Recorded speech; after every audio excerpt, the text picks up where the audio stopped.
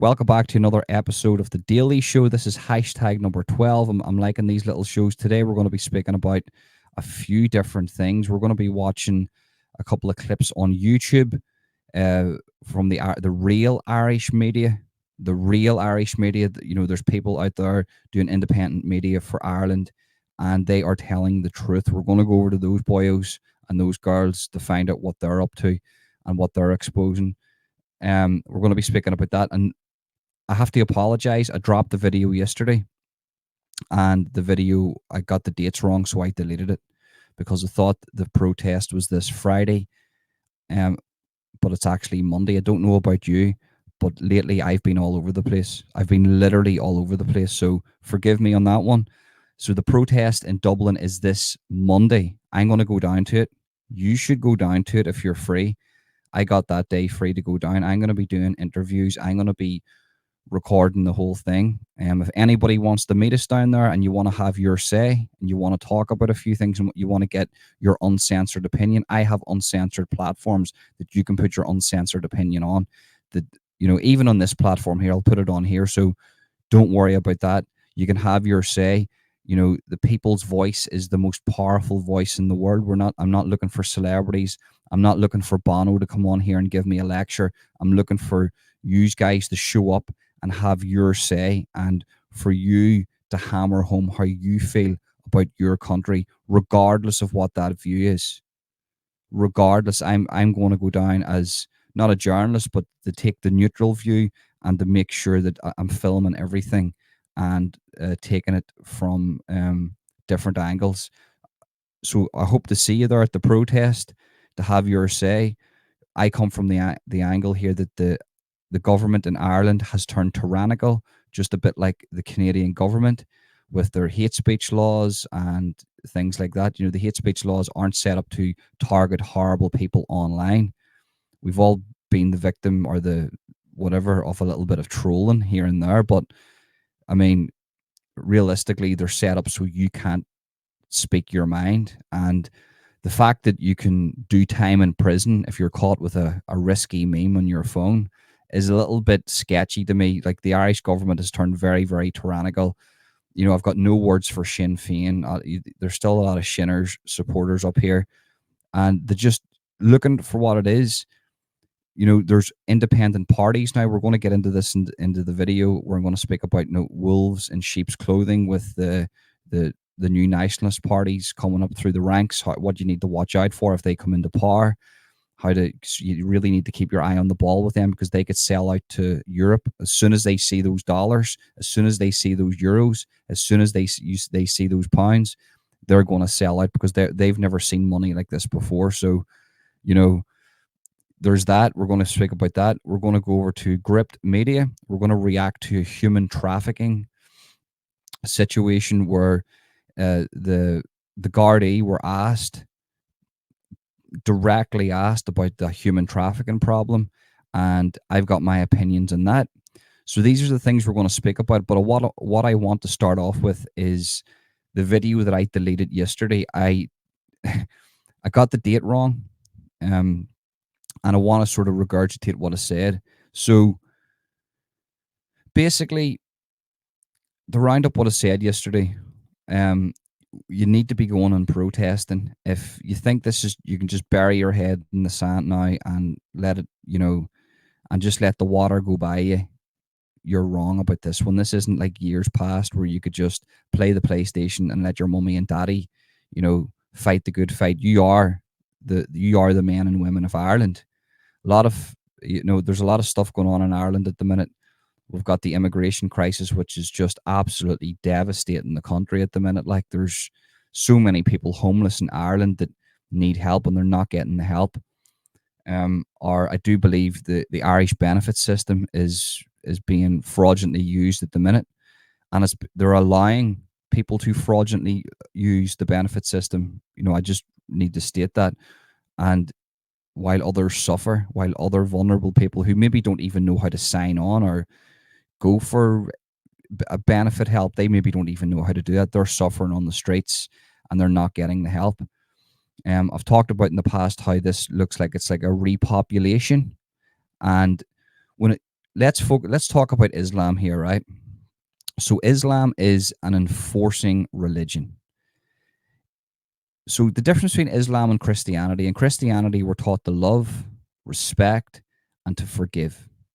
In Islam, it's very heavily based on, there is love and respect in it, to give it its dues, but there's a lot of to do with war. There's a lot to do with revenge and enforcing, hence the Sharia law. Now, if you don't know what Sharia law is, I'll leave the link in the description where I break down Sharia law and how you can never allow this to become a thing in Ireland. This is a regression. Trust me in that, especially for you feminists out there. If there's any feminists watching here and you're thinking, oh, well, religious freedom and let them do whatever they want. If a certain majority of them outweigh you and vote this in, it's not good for the feminists. It's counterproductive to the feminist movement. So I don't understand anybody that's coming from the woke side of things that's going to come over here and actually promote Sharia law. You can't promote it because if if that was voted in the morning, everything that the wokesters have fought for, what they think they fought for, would be abolished within 24 hours. That's no joke. It would be like it's worse than the Taliban taking over Afghanistan after Joe Biden pulling out overnight. I'm you've no clue what Sharia, but if you want to know what it is, check the link in the description where I break down Sharia law. And yeah, scary stuff, guys. Scary stuff, no matter what side of the spectrum you're on. So one of the reasons why the governments in Ireland are favouring Islam, it's because it's an enforcement religion. They can't use Christianity to enforce anything. Back in the day, the church really ran the state, really ran the country. So they were able to use Christianity to sort of control people. Now it has not. People woke up to that and said, "Hold on, these priests that are preaching the Bible, they're also abusing children. So these aren't good people. We don't want anything to do with them. And plus, they don't go by what the Bible says. So um, they're not godly men. They are wolves in sheep's clothing." That fizzled out, and the good people of the Bible came forward. The good people who never abused the kids and who never done anything and just lived by a code of the Bible came forward. But that was then and it was sort of happened in the 2000s. That was the breakdown between the Catholic Church and Ireland. And a new wave came in, the Islamic wave started to come in. And it was okay for, people didn't really understand Islam, but the governments clicked on quite fast. Well, hold on, we can actually use Islam as an enforcing tool. And what do I mean about that? Well, in Islam, you know, the difference between Islam and Christianity. In Christianity, we don't fear the people of Christianity. We fear the God, or we love the God, so we live accordingly. In Islam, they fear the people. They don't fear the God. So a lot of people, you'll not get a lot of whistleblowers in Islam. So do you get what I'm saying? Like, they're not going to come out and whistleblow on what's going on in their own sort of cult. It's like, well, if I whistleblow on this here, I'm not going to be shunned in my local area. I'm going to be shunned around the whole world. No Muslim is going to want to know me if my name gets out of, and my life will be in danger because it's an enforcement religion. It can be very, very volatile at times, and unfortunately, that's just the way it is. So the governments will use that to enforce their radical policies.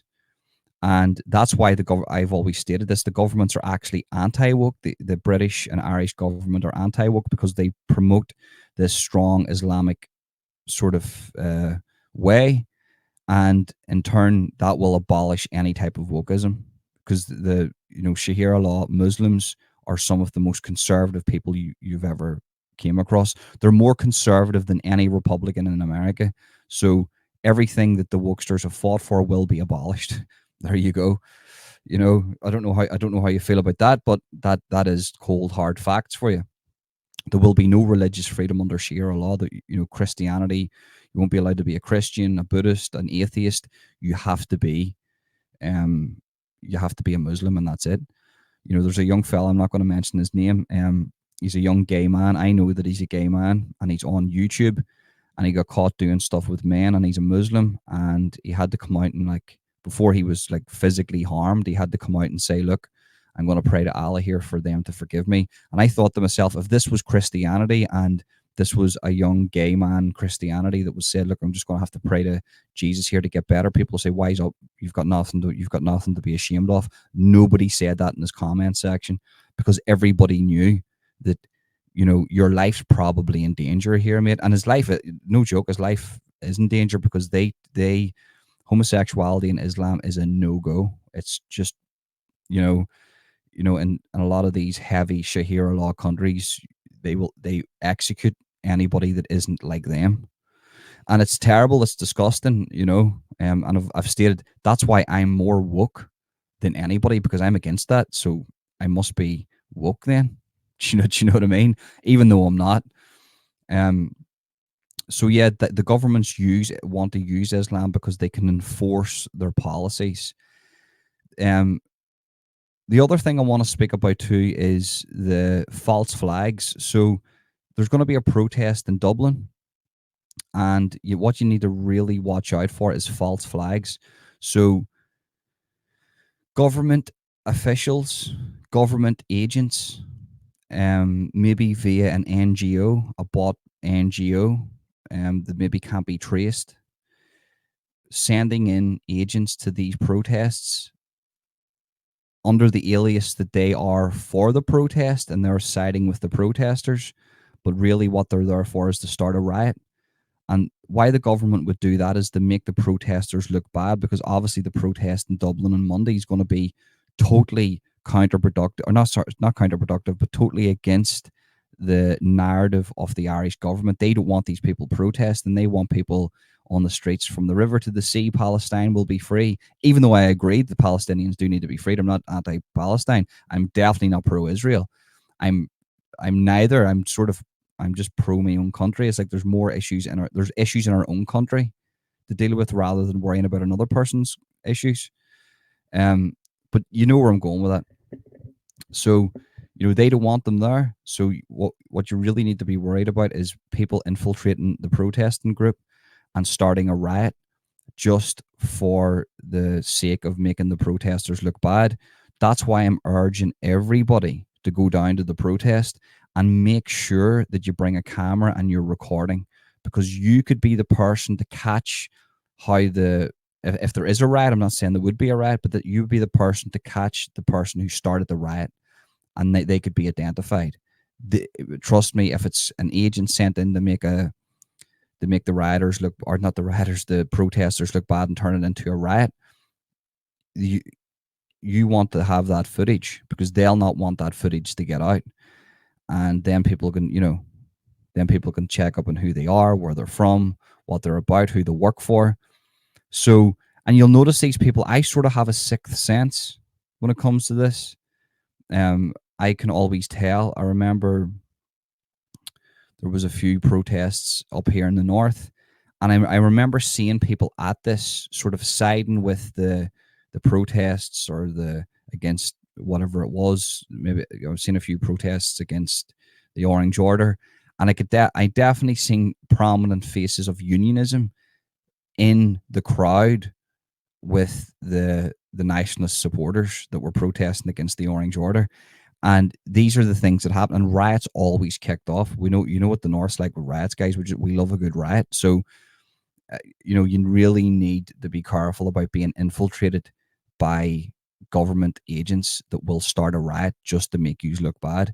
And I urge people, make sure it's peaceful. Do not, if there's anybody going to come down here for the drink, definitely not. If there's anybody coming down here just to, for a bit of crack, definitely not. This is a highly political thing, and everybody needs to keep a level head about them. If you're not going to go down here with a level head, then unfortunately you're not going to do the protest any justice, and you'll just give them what they want, a discrediting headline. That's it. That's what they're looking for. They're looking for you guys to mess up. Trust me, like it's terrible. And look, if you want proof of this going on around in the world, you need to know this.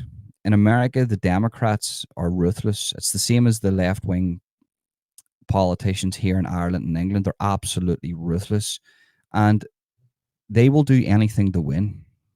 And they do not care about you. They used to care about you, but they don't care about you now.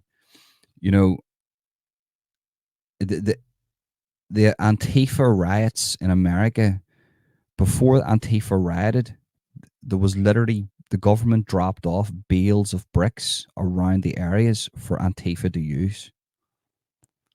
I'm just saying, if they're going to adopt that in America, they'll adopt it here. We know they do it in England.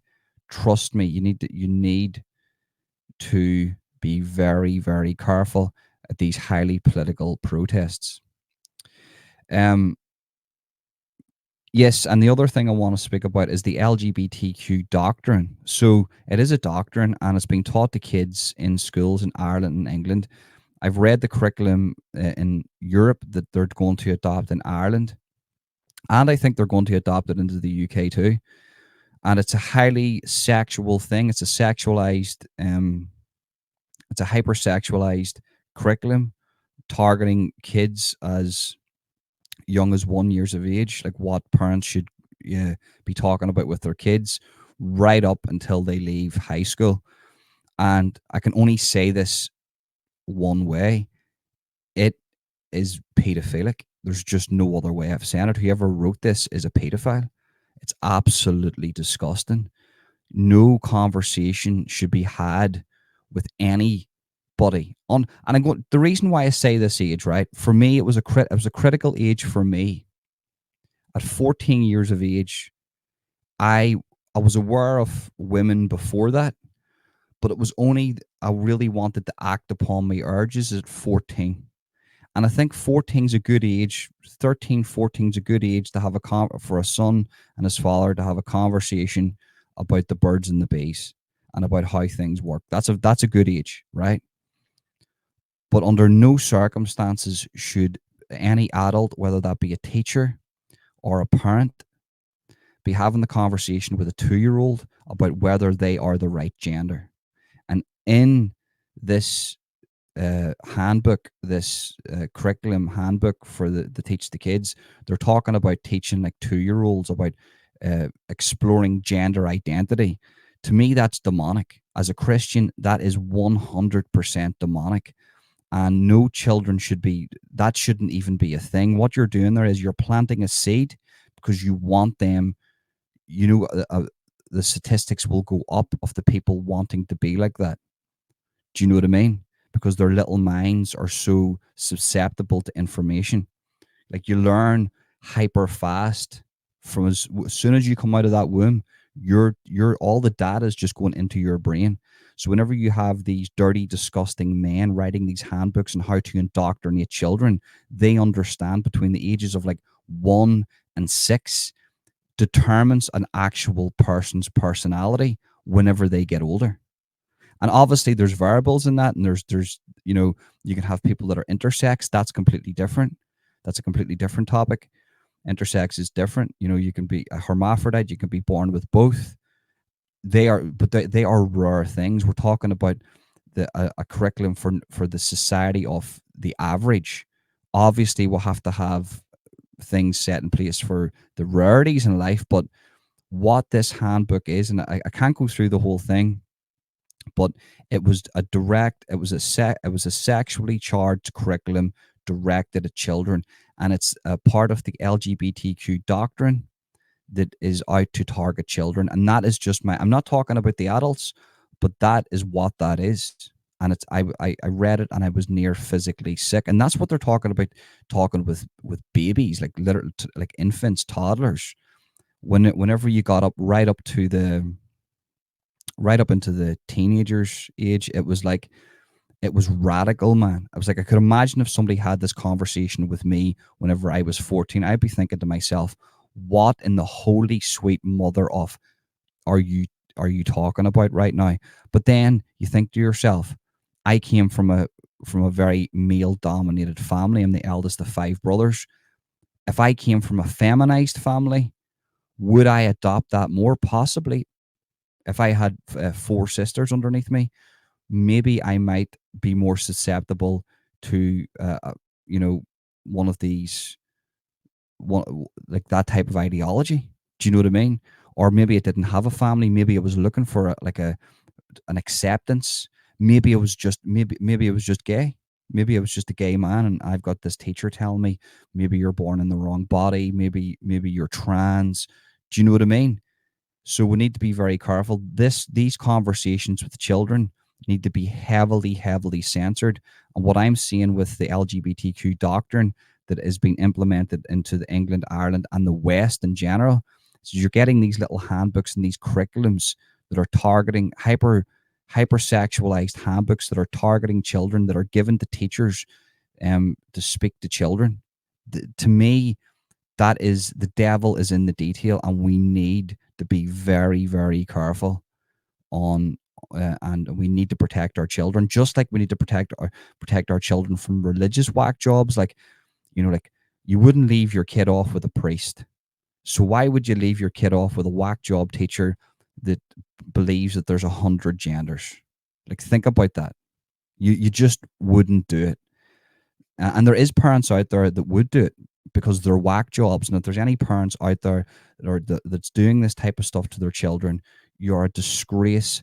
And I feel really, really sorry for your children. You're not giving them a normal life. There's a lot of young gay men that are get wrapped up into this LGBTQ cult, and they are, man, it's genital mutilation, and there's no way back. And you're seeing it. I watched Patrick Bent David's podcast where you had the people who actually they they regretted doing that, and they says I was just a gay man, and now I was forced into a situation, into the pharmaceutical, and that's what it's about. By the way, the farm once you do that to yourself, and obviously there's people that are really want to go through the transition because they are, that's, but it's once again that's a rarity. It's not a common thing, um, and they're a customer to the pharmaceutical company for the rest of their life. And that's why you're seeing a high delifing within trans, because they get to the point, like they get to like 25, they've done it to themselves whenever they were 15 or whatever age they were, and they're like, I shouldn't have done this to myself. And obviously there's only one other option. Once you cut the lad off, it's like, well, there's no going back from that. Or if you're a woman and have you seen what they've done? Like, have you seen what they do to the people? Like, they cut a part of their arm off and they sew it down below. And it's demonic, man. It's absolutely 100% demonic. And I'm sorry, but I can't say that any other way. Like, the exceptions are the intersex people, honestly. And the people that are, there's no screening tests to find if you're really trans. It's like they say, well, we're going to put you on antidepressants. Well, to take antidepressants, you need a chemical imbalance in the brain. But there's no tests for a chemical imbalance. It's just the doctor judges how you're feeling, then writes you a script. It's the same as the trans thing. And that is being promoted by this evil doctrine. And there's a lot of people like in the LGBTQ, like gays against groomers, that's on Twitter.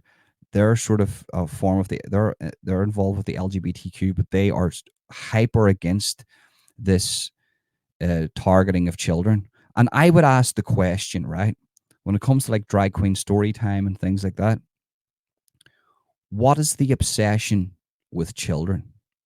Why do you want to be, why, as like, as a drag queen, why do you want to be reading books to children?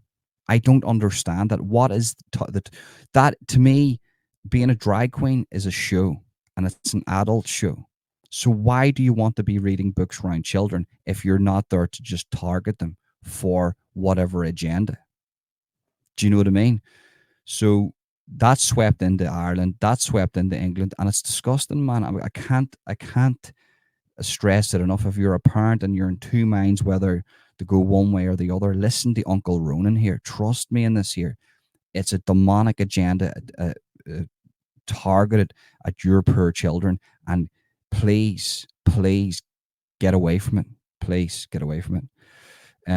Yeah, so we're going to move on now, and we're going to talk about, there's a human trafficking video where the Gardaí speak about human trafficking. And not that I found it funny, I find it interesting to see their faces, and I want to point out the contradictions on the certain things that they said. So we're over here at Gripped Media, and this is an interview with the Garda, and they're talking about human trafficking.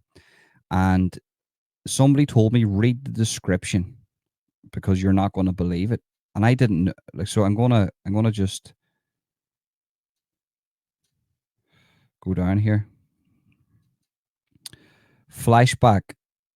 While this week asylum seekers were found in a refrigerated trailer in Rosslare, last month, Gript asked Garda Detective Superintendent Derek Maguire about the role that border control plays in fighting human trafficking. There was people found in a refrigerated trailer. Now, to put that into perspective for you, define human trafficking here. Human trafficking is moving one person. Just say you're in the same house, moving one person from one room to another room for either labor or sexual purposes without their consent. That is human trafficking. It's just the same as kidnapping. Moving one person from one room to the other without their consent is considered kidnapping. So the fact that people are found in refrigerated trailers is the highest level of human trafficking that you can get. So if that's mad. That's absolutely crazy. This is buffering a wee bit here, so apologies. So just on human trafficking, earlier in the year, the US State Department released a report saying that Ireland was not doing enough to tackle human trafficking. And I'm just wondering, has there been an increase? The US government that has floods of people coming into their country and has probably the highest cases of human trafficking. I would say I'm not an expert in that, so don't take that as credible factual information. Is telling Ireland that they're not doing enough. Think about that. In recent years, and are we struggling as a state to tackle the issue? By and large, is it one of the more difficult issues to prosecute when it comes to this genre of crime? They're very difficult cases to prosecute, certainly. We work closely with our colleagues in Europe and in America to improve that situation, I suppose. Look at their face. Did you see the lady's face before? It's like, we've been asked this question. Now it's time for the rehearsed answer. You're allowing floods of people to come into Ireland. Most of these people are coming from impoverished areas that are known for human trafficking. The government's allowing this. People are speaking about this. Nobody's listening to the people because on the ground level, people are seeing it in their streets. And, these people are like robots. Like this, I mean, this guy's a robot. Who am I? Who is this guy? I know he's probably some high up guy in the Garda, and she's probably whoever she is. But these people are robots. They do not care about what's going to come out of their mouth. This is a rehearsed answer. One of the big things that is changing and has changed is the third national strategy, which just been released in the past 2 weeks to combat human trafficking. And coupled with that, there'll be new legislation in early 2024. The Sexual Offences and Human Trafficking Bill, it's going through the Dáil at the moment. The Sexual Offences and Human Trafficking Bill. Do we really need a bill to have logic and common sense? Whenever you see people coming in here off at 2:00 in the morning, we're told it's women and children, but there's people coming in and they're coming out of buses, and most of them are men. And then now and again, you see a kid with a woman. It doesn't take a rocket scientist to figure out that maybe these children are actually at risk and we could possibly be dealing with human trafficking. Do you know what I mean? Like, no wonder Ireland's got issues.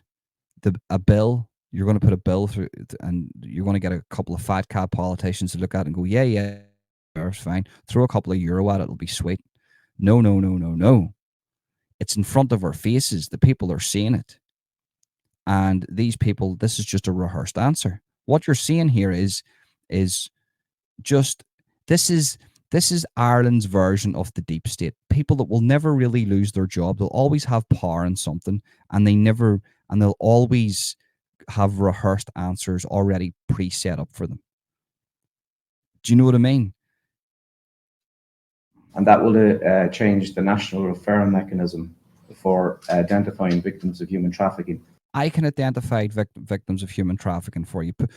Get me to walk around the streets of Dublin, and I'll probably be able to identify them faster than any of they will. Anybody watching this right now that's from Ireland will be able to identify victims of human trafficking because we see them every day. With that, it won't be just an Garda Síochána who will be identifying victims of trafficking. It'll be a multi-agency approach. So there'll be a committee of people, and we hope with that. Going to have a couple of NGOs fired at this now. You know, it's unbiased. Trust me, guys, this is 100% unbiased. DCs, NGOs, non-government organizations. Trust me, they're not getting any.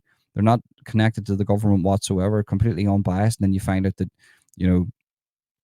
Leo and his mates have been paying them maybe 10 years ago, and this has all been a big elaborate plan. For me, man, what are we talking about here? It doesn't take a rocket scientist. We need to go back into the 70s and get some of that grit. Do you know what I mean? Get some of that grit and go, well, we know that person's a bad man, so we're going to arrest him and put him in jail. We know this woman is being battered and is probably being used and abused, so this person's a victim here that needs to be looked after. Now we'll have to go through 20 different processes just to find out that this person, what everybody knows, this person's the victim of something.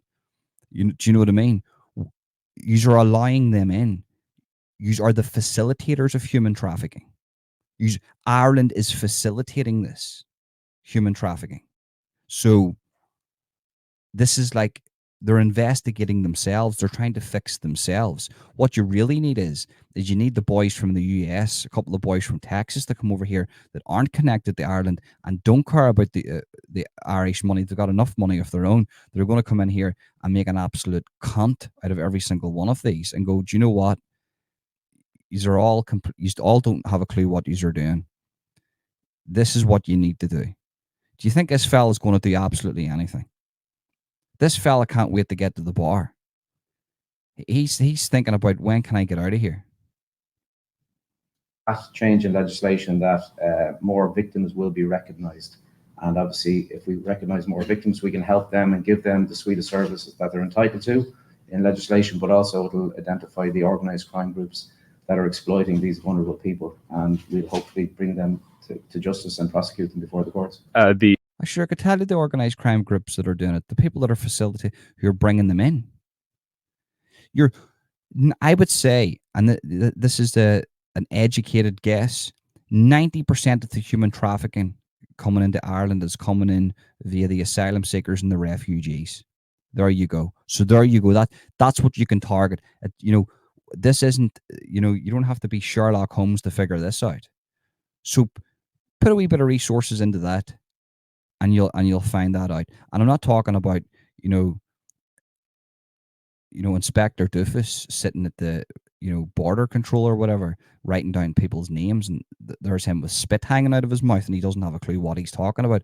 I'm talking about real intelligent people that can identify lying human behavior and if somebody is the victim of something. Do you know what I mean? But that would take brains and that would take resources. We'll forget about that. Let's fight for diversity. The EU kind of border control force Frontex has said that the human trafficking issue at a European-wide level, there's a lot of overlap there with border control, and that a lot of these crimes, they might not start at the border, but that's a place where they can be intercepted quite easily. Is there a big border control component to tackling human trafficking in your view? Border control. You just near killed him with that question there. Like that was like asking him, it was like asking him what's the theory of life here, mate. Can you does God exist? You've asked him a legitimate question.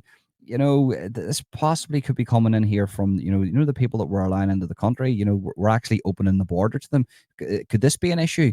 Oh, well, that's a great question. Multivariate analysis. Mate, of course, that's 90, not even 90%, 99%. Come on now. You know, it's like you threw a curveball at him. That shouldn't shock anybody. That question. This geezer here, he's looking for the triple whiskeys just to take the shock away. Human trafficking is very fluid. It can start as a meaningful relationship, and then end up in sexual exploitation or labor exploitation. So it's very nuanced. They're very vulnerable people that we're working with. So something might start with nothing and end up as a victim of human trafficking. Here, bollocks. That's not the question that he asked you. He says, see the boyos that are being found in the refrigerators. Aye, how do you think they're getting into the country? Oh, you know, that's a good question. That's what he's asking you there. But you know, you say, look, is the vast percentage of the people that are being trafficked into this country under the umbrella of human trafficking, is this a direct result of the open borders? Is that what it is? What the Irish government has allowed? Obviously, this guy wants to keep his job. Obviously, this guy's not going to tell the truth. Obviously, he's bought and paid for. Obviously, you're not going to get any information here whatsoever. Here in Ireland or abroad. So it's very transnational, and it's certainly worth. Transnational, Jesus, Mary and Joseph. Wow, Holy Muhammad, a near. That was a big word for him, wasn't it? A wide problem. The money that's being made by organised crime groups is nearly equivalent to drug trafficking groups. It's in the billions, and it's a huge global problem that we have to tackle. No shit, Sherlock. It's a global problem. We're not talking about the global problem. We're talking about the issue in Ireland of human trafficking, and is a direct result. The reason why human trafficking has went up in Ireland, a direct result of the open border policies. I would say so, Sherlock. Now we're going to bounce over to here to this handsome chap. He's going to talk to us about a few issues that are going on in Ireland. And I seen this video and I thought to myself, very, very interesting. This is the minister asked if he considered how misinformation law could be abused. So they're directly asking a government official, a minister, about the new misinformation laws in Ireland, and can that be used and abused against the people. So for instance, for an example, if I have worries over my children being taught a radical LGBTQ doctrine and I bring that attention onto social media, will that misinformation bill be used against me, my Facebook post taken down, and for me to be imprisoned for 5 years for bringing a worrying situation to the public that my child has been targeted by radicals in the school? That's just one example. There's many, many more examples. So, what's this geezer? This geezer grew up, he's been through the sticks. Look at this geezer here. Like, he's had a few hot whiskeys, like, and a few boiled sweets. I can tell. So if this guy doesn't speak sense, that the sense is inside his head. He's just not saying what is really going on. And I don't want to prejudge him. I haven't heard this yet, but let's see what he's got. Let's see what do you call that fella from Back to the Future? Doc. Let's see what I'm going to call him. Doc. Let's see what Doc has to say here. Minister, as you know, the Electoral Commission, which you oversaw the formation of, will have the legal power to regulate information online during elections and shut down alleged misinformation and so. You just like the cat started talking there. On. And today they said that the government is very eager to activate those powers as soon as possible. But isn't there an obvious danger for democracy in letting a state agency decide what's true or false and giving it the legal power to look, you're a fella in the background. That's a hard working man there, getting straight at it. Regulate the truth itself effectively? Well, first of all, the Electoral Commission and Commission Tógán is an independent electoral commission. It's an independent electoral commission. It's independent. 100 independent away from the government. Nothing to see here. These people have no interests in with the government, and they will definitely not abuse this power. And they're definitely not radical leftists or radical rightists or whatever. And they definitely are not going to abuse this power. And everybody's going to keep their freedom of speech. And what are you even asking this question for? carries out its function independently of government. And I think it's critically important in times we're in that the Commission is able to provide the electorate, people who are voting, with the opportunity to make up their own minds. And I think the notion of online political advertising and making that conspicuous as to who pays for that advertising, but also tackling disinformation during electoral campaigns, I think that's critically important because we wouldn't be wanting the truth out there, Sonny Jim. Doc, we wouldn't be wanting that the truth out there, because whenever there's campaigns, electoral campaigns, political campaigns, and the people need a voice to say, well, hold on, see that geezer here, he's lied about this, and see this geezer here, and see her, she's liar, and see that shinner, and see that, whatever. They don't want the people to have a voice when it comes to political opinions. That's what it is. And he just said something prior to that they're going to be, independent. Nothing's independent when it comes to the government. Nothing, not a single thing is independent. There might be a few little things here and there, but when it comes to the issue of keeping the corrupt in power, trust me, my friend, in my opinion, it is not independent. Because we're seeing around the world where disinformation, misinformation can impact on electoral events. Now, all right, well, misinformation, disinformation, like Ireland and Britain when it came to COVID, and the BBC was giving us misinformation and disinformation. Is that what he means? So will they be seeing over the BBC and RTE? RTE, yeah, it's only in Ireland, only in the Republic of Ireland. So will they be able to look over the RTE whenever they throw out political disinformation or misinformation or medical misinformation? You know the medical misinformation we got during COVID. Do you remember that? Yeah. It's not going to stifle robust debate in political campaigns or elections. Far from it. It's going to, I think, where it is able to make and should be able to make a judgment call around what is disinformation. And I think that's something that's important in protecting what is a very strong democracy here in Ireland. Very, very strong democracy in Ireland we'll have here, Doc says. And, the illusion of democracy, I would argue. And I would say to him, is that you're putting so for instance, if I have information on a politician that is corrupt and I put that on to social media, and one of the independents see that and they can't verify that on the spot, they will take that down and that information will cease to exist. This is a tyrannical system. It's tyrannical. You should not be worried about the lies because the truth always prevails. And the reason why they're bringing in these types of bills and these types of things is because they understand that they are lying. They're politicians. Of course they lie. They're professional liars. So, for instance, if I have an enemy and I know this enemy is going to lie about me, I do not care about him lying about me because I am armed with the truth. That these politicians are not armed with the truth. So they need something set in place that they can take down critical pieces of information online to suit their narrative, to keep their narrative running. And it will work to a certain degree because we still live in a society full of Karens that cling to the mainstream media. And you were formulating the commission, was there any analysis done or measures put in place to ensure that basically that it wouldn't be abused, these powers? Because I think you'll agree they are very extensive powers. The organization has the power, or will do soon, to go to the High Court and order publications to take down posts online, to correct them, remove them. That's pretty extensive. Was there an analysis done to make sure that's not going to be abused? The Commission is undergoing that piece of work at the moment. So it's just completed its public consultation in terms of its draft research programme. This will form part of that. I think a critically important part of it, that it will be able to look at other jurisdictions as to what works and what doesn't.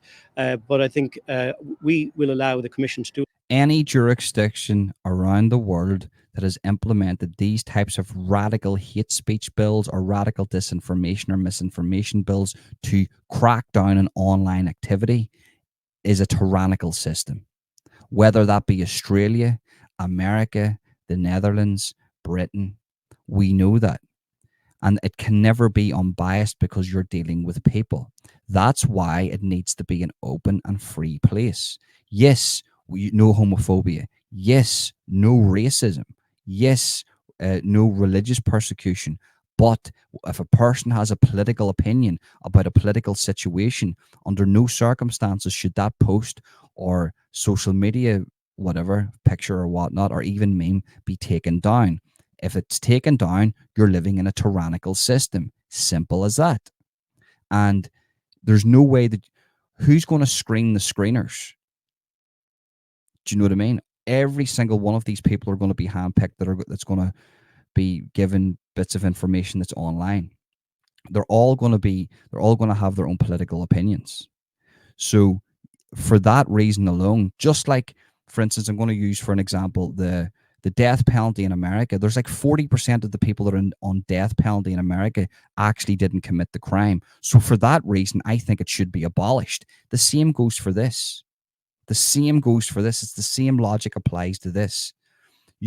When it comes to human judgment, we can't leave it in the hands of humans to screen what stays on the internet and what doesn't stay on the internet, because humans make mistakes, and sometimes humans are corrupt, and we know about corruption. Corruption is everywhere, and it's not going to be void with this.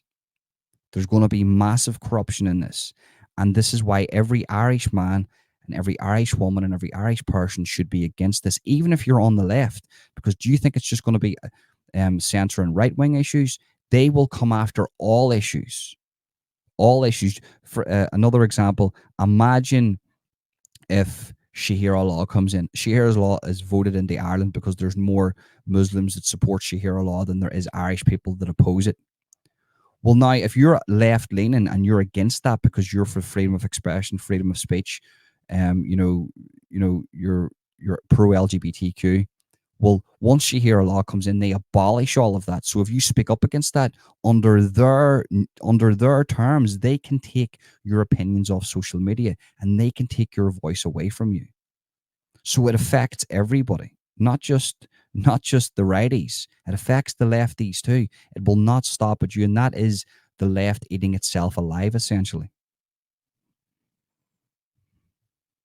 Do its work, complete its research program, and then put in place its structures as to how it's going to tackle disinformation online. So the analysis will be done after the fact as opposed to beforehand. Would that be correct? The analysis is underway, and I think the Commission is conscious that there are electoral events upcoming, including a referendum on March the 8th and the local and European elections this year. So critically important that the Commission is able to provide impartial information to the electorate, but also to be able to monitor the online space. And certainly when we were developing the legislation, we met with a lot of the social media companies to ensure that they played their part. And it's something we're conscious of here in Ireland. We have a very strong, robust democracy here, and we want to protect that. But balls.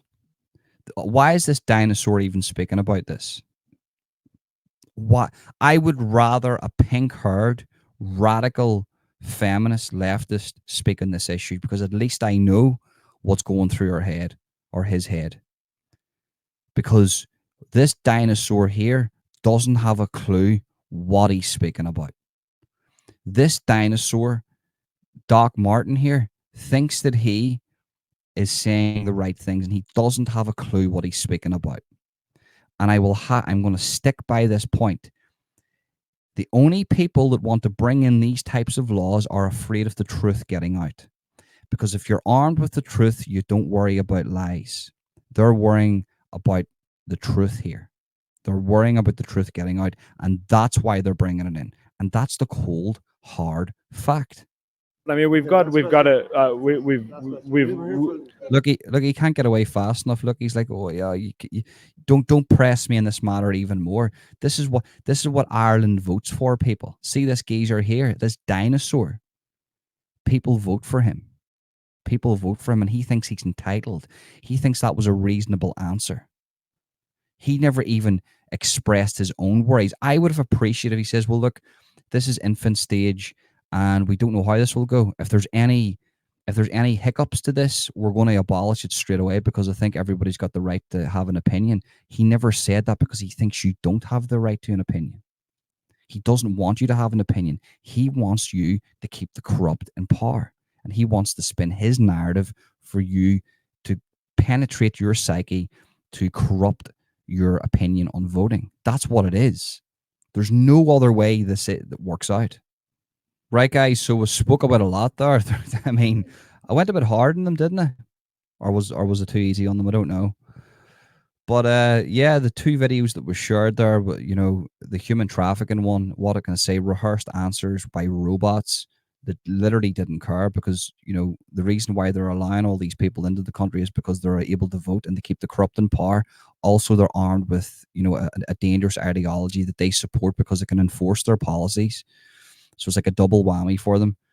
But essentially, if the people who come in here get what they want, Shahira law, then all the leftist ideas will be abolished within 24 hours. So if that time comes, it doesn't really affect me, because I'm living here with a wife and a kid, and we're sort of, we'll live by their standards anyway.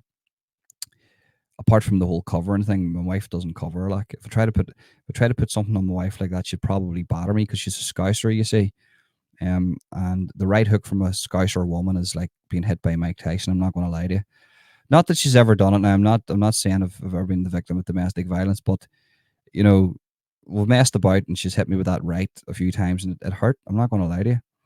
So, it doesn't take a rocket scientist to figure out that the human trafficking issues coming with the open borders.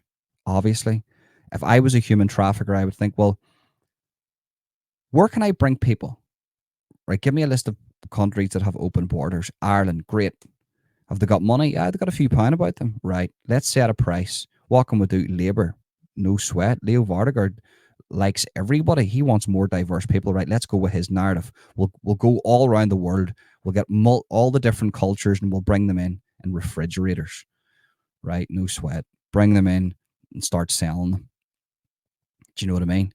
You're going to pick the countries that allow this, and Ireland allows this. So that's why there's a high number of people being human trafficked into Ireland. And that's why the US government came out and said, Ireland, catch a grip of yourself. And that's the US government under the Democrats. I can't describe to you how that, if a democratic government of the United States of America says, do you have a trafficking problem? You have a human trafficking problem, because the Democrats are literally allowing everybody and their mother in. Then we've seen the dinosaur, Doc Martin there. So Doc was speaking about the misinformation bill that's going to come into Ireland. I think it's already here. That's a rehearsed answer once again. That's a dinosaur. He doesn't know what he's speaking about. You're voting to keep these people in power. That once again, that's the Irish version of the deep state. People they'll always have a position of power, regardless of who's voted in. And you need to vote these people out. You need to abolish all these bills. And what they're afraid of is the truth coming out. So if you're armed with the truth, you don't worry about lies. So if the government was armed with the truth, they wouldn't be bringing this in, because then, hold on, we're speaking the truth here.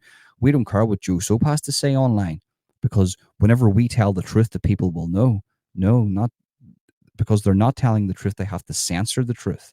You need to know that. You really need to know that. But that's it.